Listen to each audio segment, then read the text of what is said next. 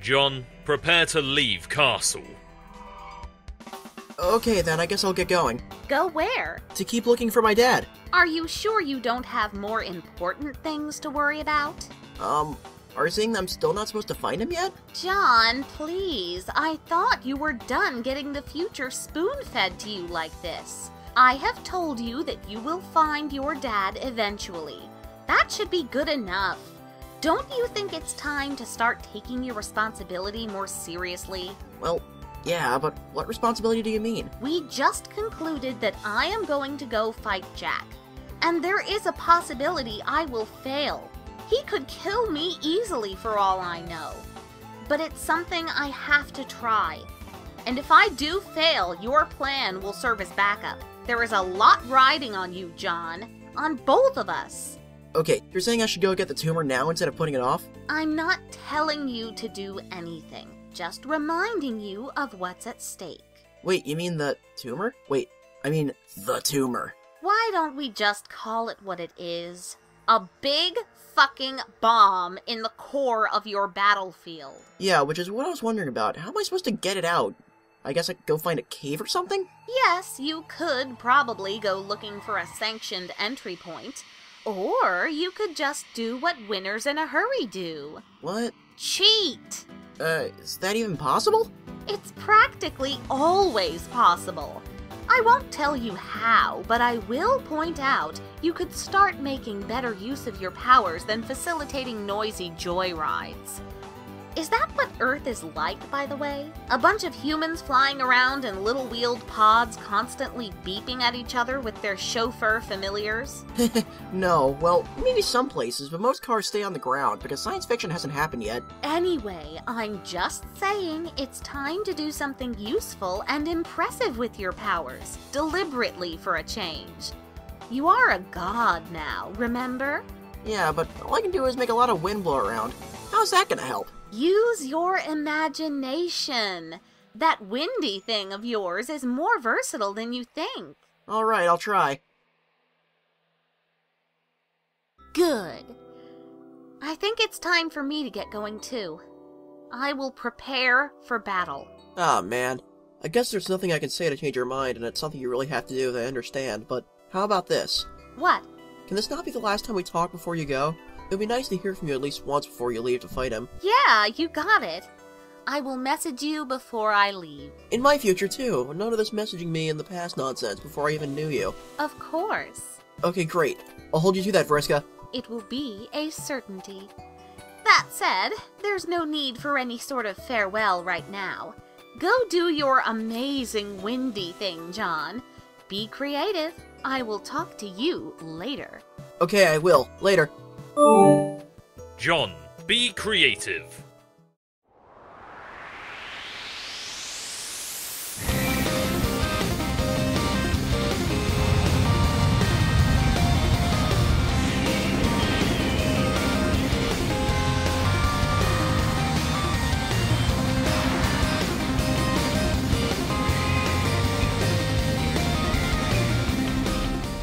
More wine for the lady? This woman sure does seem to like her wine. The gentleman has never met a woman quite so taken with the drink, or one as enchanting and beautiful for that matter. Oops, the fellow has stained the mademoiselle's fine garment. The gaffe is unforgivable, and the only true course of chivalry would be to liberate the damsel from the sodden cloth and launder it immediately. But the lady has no concern for the purity of her finery. She has other things on her mind altogether. The woman has never met a gentleman so strong and considerate and handsome.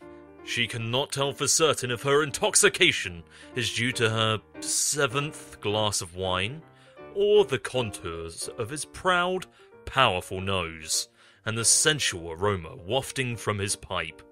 The man and woman are at ease. They have everything because they have each other. They know that together they can make it through anything, whether trouble brings a bit of spilled wine on a chic lab coat, or reduces the very castle beneath their feet to ruins.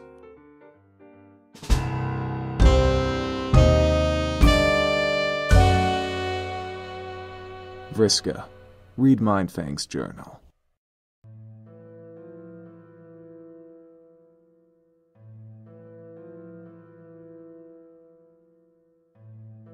On the 14th bilunar perigee of the second dim season's equinox, the Orphaner poses a colliginous riddle like no other I've met. I am presuming him bothered by jealousy, and it would be sickening if it were not so marvelously amusing. But then, who but royalty could have the finned cheek to show disdain for the manner in which his black lover conducts her red conquests? Less has accelerated meeker than I to homicide, and the violation would hold me aghast again if his misgivings did not complement his so endearing arsenal of quaint flaws. It is impossible to stifle this grin even now as I write. He surely understands this as my maritime overlord, a superior while through gritting fangs he would concede the expanse of my plunder makes his seem hardly worthwhile to trouble a map with good ink over. I know he understands. I will take what I want. I expect nothing less from Dualscar, and truly, less would offend me. Is it the crude blood of the suitors from which I have taken enjoyment recently? If his displeasure is with my blithe treatment of the social order, then he has either not spent enough time in the warm company of my indifference, or is simply very stupid. I saw the look he gave. He's so secure in knowing I can't feel what's in his mind, he forgets the traitorous ways of his own face. His little looks are words to me, interjections in our deliciously bitter repartee. First a look as I summon a slave from the hold, with such ease between my remarks. Why, yes, Dualscar, they were the very slaves in your hold until but this hour. Another ship deployed carelessly, languishing in strategic vulnerability. Is this not our routine, our dance? What is this look, my dear Kismeses? Is it shame? Envy? Contempt for what he knows will follow? I nod her over. She is fearful, and it makes her prettier. He scoffs without a movement or sound. I know there is disgust feeding the shadows in his corner of my block. At least prick her in the light, he surely thinks. Determine what vulgar hue she bleeds before persisting with your abasement, Marquise. Do try to understand, Orphaner. Not knowing is the point, and if you truly understood this, your crusade against the Gamblignants would not be among our Grand High Blood's most uproarious punchlines. If only one truly needed to be so high to find it amusing. And so, not knowing, I take her will, but leave enough of it to enjoy her response.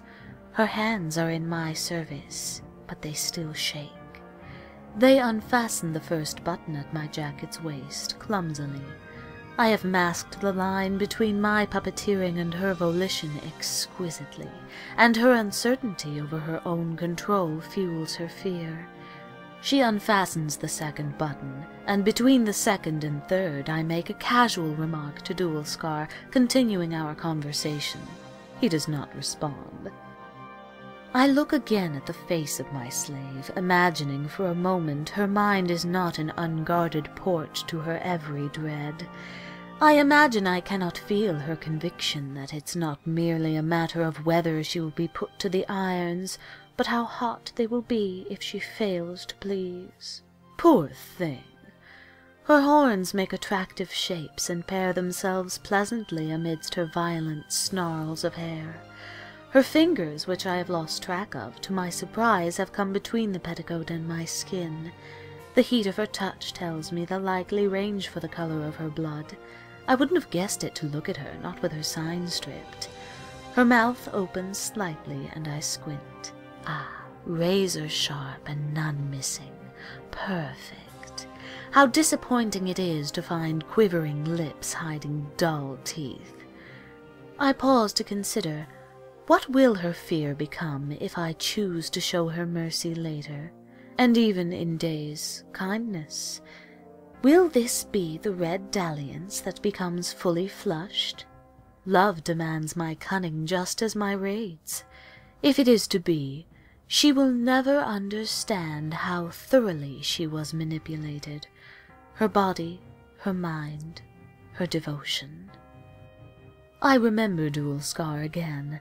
My distraction from our banter was momentarily absolute, and I inquire into the shadows, but he is gone. Then go, my Kismeses.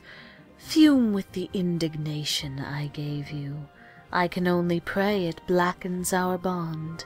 I must know such exhibitions agitate him, and hence why I bother. Otherwise it would be easy to dismiss him before I partook.